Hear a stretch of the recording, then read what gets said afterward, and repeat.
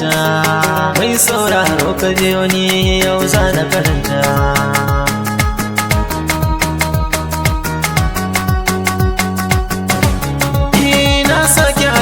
Soyayyar ki tana damuna, lokaci mai canza abokin zama ki gane batuna. Gashi mun shago a so mun zama aminan juna, farkon labarin soyayyar ku ji ba ta suna. Na yo nazari a rayuwa dangin burge ta, in gari ya waye kiran waya zan yi in gaida ta. In ba ta kusa zan mata sako don ta karanta, haka baya hana ni zuwa yamma in ƙara kiranta. In ta ɗauka ina murna sai nai ta yabata, duk inda na zauna cikin abokai nai ta faɗinta.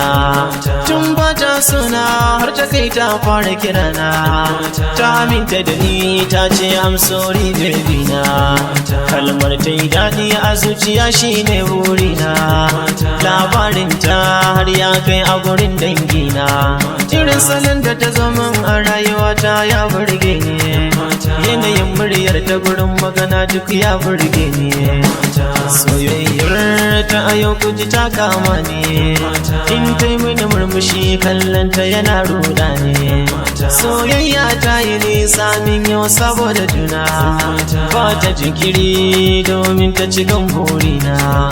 Komai idan na ce ta ce mini to baby na, amma ku ji ba nan gizo ke sakarwa.